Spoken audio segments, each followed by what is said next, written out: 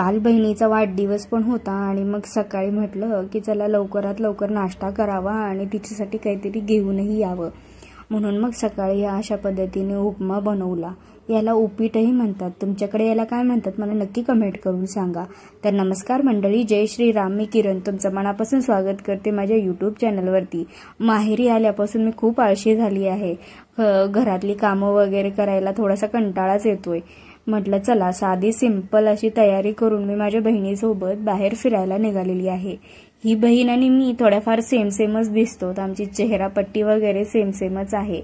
अशी साधी सिंपल तयारी करून आम्ही जे रस्त्यामध्ये मिळते तेवढे गणेश बाप्पांचं दर्शन घेत, म्हणजे पंडालमधील गणपती बाप्पा जे काही बसतात त्यांचं दर्शन वगैरे घेत आम्ही निघालो होतो शॉपिंग करण्यासाठी। शॉपिंग कसली, खरं तर आम्हाला काही स्वीट्स आणि ज्या बहिणीचा बर्थडे आहे तिच्यासाठी केक आणि एखादं गिफ्ट वगैरे घ्यायचं होतं, म्हणून मग आम्ही निघालो होतो। पण रस्त्यामध्ये आम्हाला असे सुंदर आणि मोठे गणेशजीचे पंडाल दिसत होते आणि खरोखर गणपतीच्या मूर्त्या इथे खूप छान होत्या आणि गणपती बाप्पाही खूप छान पद्धतीने इथे विराजमान होते।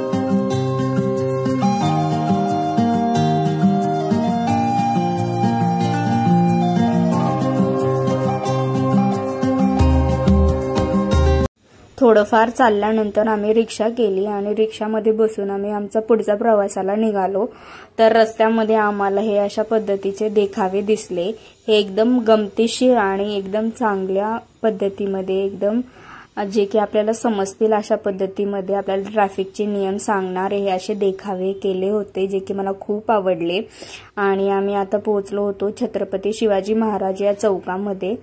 इथे आम्हाला किसनराव तुळजाराम हलवाई या दुकानामधून पेढे खरेदी करायचे होते। यांची ही सेकंड ब्रांच आहे, यांची जी मेन ब्रांच आहे ती गोलाईमध्ये आहे आणि इथे एकदम शुद्ध आणि एकदम फ्रेश असे मिठाई पेढे वगैरे सगळं काही बनवलं जातं। आणि खरोखर इथल्या ही जी शाखा आहे, ही जे शॉप आहे ते खूप जुनं आहे, म्हणून सगळेजणच इथे विश्वासाने मिठाई खरेदी करायला जातात। त्यानंतर आम्ही मॉन्जिनीजमध्ये आलो होतो, इथेही एकदम प्युअर व्हेज केक चांगल्या क्वालिटीमध्ये मिळतात, म्हणून आम्ही आलो होतो।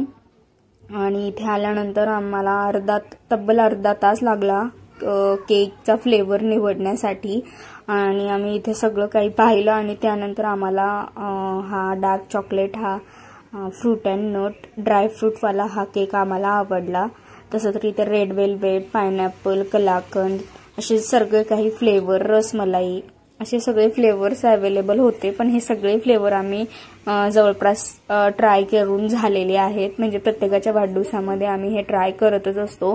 पण शेवटी माझ्या मुलाला आम्ही फोन केला आणि त्याला विचारलं की कुठला केक खायचा आहे, तेव्हा त्याने सांगितलं की मला चॉकलेट फ्लेवरचा केक खायचा आहे, म्हणून आम्ही हा डार्क चॉकलेट म्हणजे ट्रफल चा ड्रायफ्रूटवाला जो केक आहे तो चूज केला। तुम्ही बघू शकता हा केक, आणि मग नंतर तिचं नाव वगैरे टाकलं आणि हा केक आम्ही फायनल करून निघालेलो आहोत।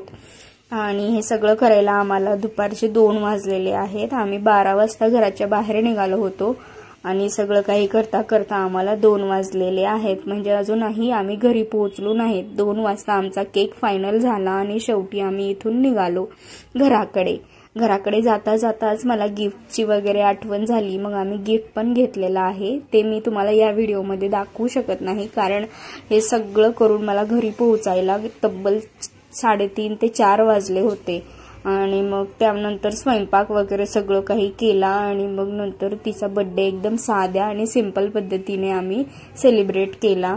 माझी पण तयारी केली। शिवांश बघा स्वतःचा बर्थडे असल्यासारखा एकदम व्यवस्थित तयारी करून अशा पद्धतीने तिच्या मांडीवर जाऊन बसला होता। मी म्हटल्याप्रमाणे कोणाचाही बर्थडे असू द्या, शिवांशच केक कापतो आणि ते करायला त्याला खरोखर खूप आनंद होतो।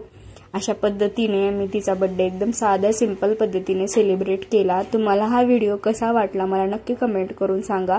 व्हिडिओ आवडला असल्यास व्हिडिओला लाईक करा, चॅनलला सबस्क्राईब करायला विसरू नका। तसेच माझा चॅनल जास्तीत जास्त लोकांना सबस्क्राईब करण्यासाठी तुम्हीही मदत करा। धन्यवाद।